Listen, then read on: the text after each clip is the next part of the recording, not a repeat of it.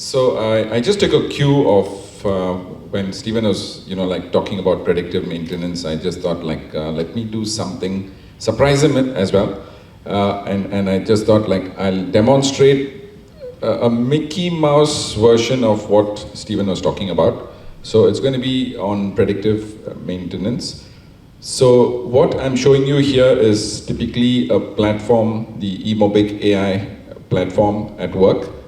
And here I'm going to show you as a non-developer, if you are a person who has no idea about coding and who has, some interest in building an application, whether be it a mobile application or a web application, to actually use your ideas as natural language, like what Stephen mentioned, and convert that whole concept with the help of all the eMOBIQ AI agents and build a full-fledged working application. So this is what I'm going to just do.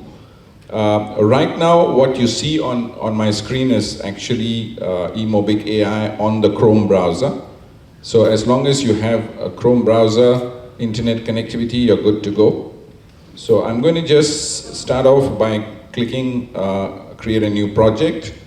And what I'm going to do here is I'm going to, since that was done on the fly, I've just copied this. So I'm going to use the same predictive maintenance application prototype that I'm going to build. So I'll just call it, I'll just call it in short. And this is the place where I'm going to actually put that natural language elements. So since I've already got that prompt, I'm going to just put this. So this is basically the purpose of this particular app is a very simple thing. It's going to actually help a factory technician to actually monitor the equipment health and get notified when a machine is likely to fail soon. So this is what the app is all about. Now let's see, because this is not something which I've tried, but I'm going to just take this as a challenge and see how it actually works. So I'm going to click next, and I'm going to choose the standard, way of building this app. So I'm going to just use a standalone option, meaning all the data is just going to be stored locally on my device. It's a simple application. Now on my next screen, I have an option where the moment I have actually created my prompts, I'm going to let the AI agents of eMOBIQ to take charge by enabling the autopilot mode. So from here onwards, everything that happens is actually what a project team would be taking, shape. Like basically, like what Stephen had mentioned, the entire app development lifecycle, from business requirements gathering right up to the point of deployment, and with all the different people involved, the stakeholders involved, is all going to be replaced with the AI agents taking charge. So I'm going to just leave this on, enable autopilot on, and I'm going to just, I have an option where I can also create, not just create the application, I can also create artifacts like documents, which is generally generated in a software development lifecycle. So documents like business requirements gathering, system design, database design, and all those other program flows, everything that's related to an enterprise application development process is also created. So I'm just going to switch this off. So the app is going to be built in its entirety all the way through. So I'm going to just click next. And since I'm using the services of AI agents, these AI agents are spoiled, so I have to kind of feed them with a little bit of credits, AI credits. So I'm not going to spend like thousands of dollars. So probably I'll just say, okay, I'm not going to spend more than maybe $30 to create this specific prototype. So that is my threshold. So assuming that it goes about 30, the app would just stop. But if it's within that 30, then I get my credits back, like whatever is unused. So I'm going to just click create and hit that continue button. I can go have my cup of coffee, and actually, by the time I finish my coffee, I'm going to actually have a running app. So that's my challenge to you. So right now, the process of initializing, in other words, all the AI agents are being assembled. So if you see on this particular screen, you're looking at the first AI agent, who's the business analyst agent. He's got a set of tasks. When I say he, the AI agent, he's got to do project initialization, requirements analysis, business requirements, user stories, journey. So this is a set of tasks. Likewise, you have the technical lead who handles a certain specific set of tasks. You have the project manager who's got certain tasks. Likewise, the UI agent and all these agents. So there's about 6 agents. And we have a 7th agent, which is the debug agent, who's not here. He will come into action after the process of the app is built. Now, while this is happening, you'll see that the status of the app says running. And this is the original idea, which I had actually pasted. And I had set the threshold at $30. So this is my budget that I have set. Right now, it's used 21 cents of the so-called budget that I have used up. And it's in autopilot mode. Now, it's a standalone app. And of course, while this is happening, you'll see it all depends on the internet speed as well. So I hope my internet, I've connected to my data. So I hope it's working fine, but I'm just looking at it. So I can always go back to release.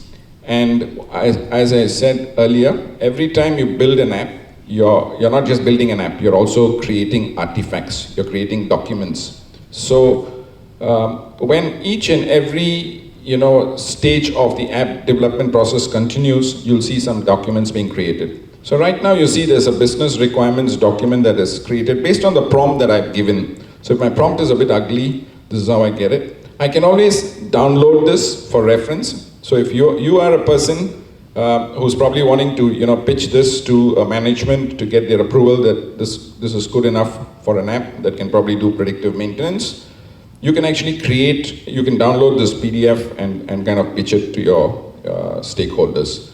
So this is a set of documents that happens. So when the agents are actually completing their job, you'll see that the completed version shows a green that shows that it's done. All these are ticked and done. And the one that is actually active is the one that's blinking. So we're having this. Now, while this is done, you'll also see a few other things happening. Now, I'm not going to show you because I know all of you will be probably looking at your watches. So I'm not going to spend the whole time doing this as of now. But what I'm going to do is, while this is actually being built, I'm going to actually do something which I've done before the start of this program. Like when Stephen and I had come into this hall, I started creating this app, which is something like a warehouse app, similar to what I'm just doing now. And I have this actually compiled. It's a web app, so it's ready for release. So here I have a scenario where it's a typical warehouse app where I can add my items, I can check my stock movements. So I'm just, I can do the basic adding of inventory and the likes. So this is, okay, I probably feel that, it's a bit bright, so bit dark, so I'll just change this. Get a little bit of FX. I'm just typing something for the sake of typing. So I just choose, a category. So this is a web app. And this was done probably in about 10 minutes. And if you were to, this is generally what I get asked often. What is so different between you and what we do with ChatGPT? Now, if you had noticed in my entire explanation, I did not talk anything about technology. But with ChatGPT, probably you would have probably built an app. It would have given it to you in maybe a language like Python or Java or whatever be the language. I still needed to take it to that particular environment to see the app. Now in this case, I don't need to do that. So an item is added. I can even do stock movements. So all this was just done with a typical prompt, and I'm good to go.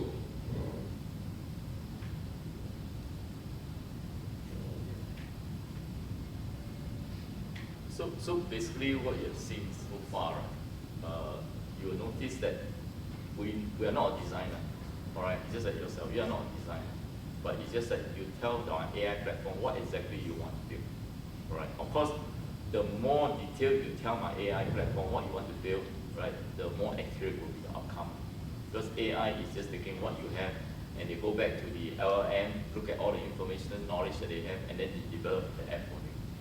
All right. So you see that all the while, since the start of this demo until now, we never touch on anything saying that, hey, I need a design this way, I need it. Because you may not know even how the design is going to look like. Right? You just tell it, I want something. Right? And the AI at the back end, the AI agents will actually build for you. Right? So you can see the progress. Right? All these menus that you see here, we don't even tell the AI how you want it to look like. But the AI will be able to develop using the large language model that they have, that they tap on, to come up with this design for you.